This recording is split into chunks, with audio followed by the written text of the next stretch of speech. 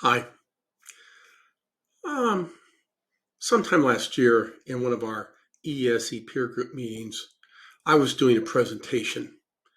And as a part of that presentation, I shared a quote by the famous motivational speaker Jim Rohn, which is, "You need to work harder on yourself than you do on your job." And one of the members of this particular group said, "How do you do that?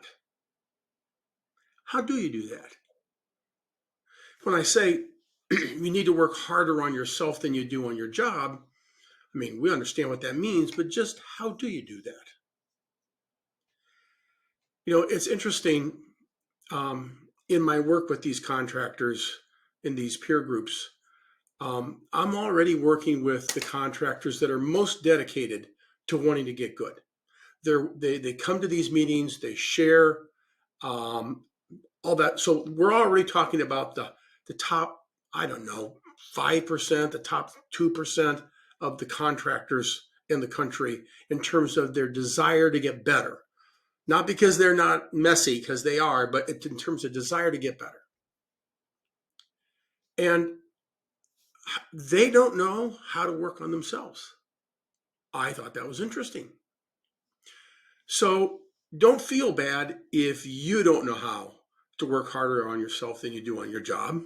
I think that's probably the norm. So, how do you do that? Well, I think that what you need to understand is that, and I don't know who's listening to this, and I don't understand what your role is vocationally in the organization that you're in.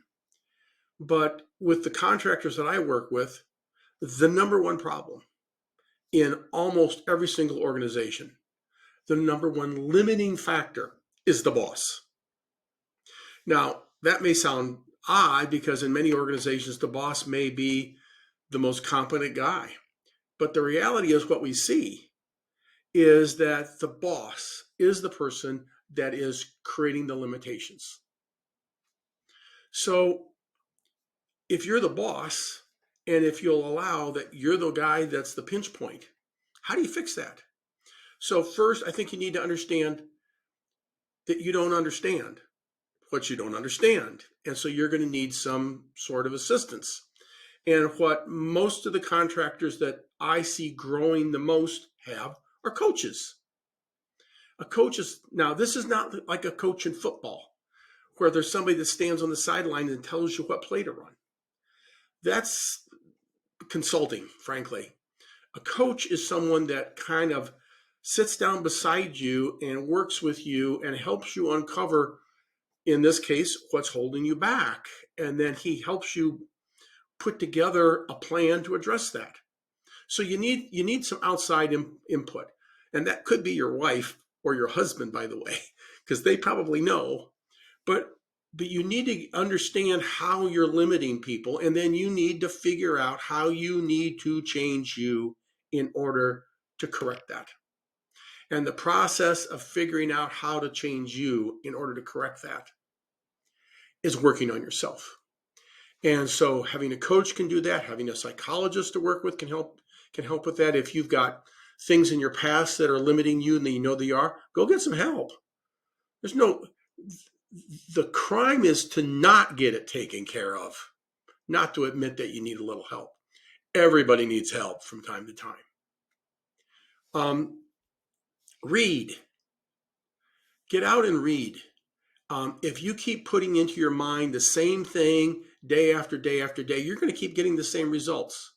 So start reading things. Read business books, read books on personal development, and and read things that make you uncomfortable. So if you're a Republican, read stuff by Democrats. If you're a Democrat, read stuff by Republicans. If you watch the news and you're normally watching conservative stuff, watch the liberal stuff. If you normally watch the liberal stuff, watch the conservative stuff. Expose yourself to different ideas and different ways of thinking, because if you don't, you're not going to come up with anything new. So those are the sorts of steps you can begin to take to start working on yourself. You need to work harder on yourself than you do on your job. Hope that helps.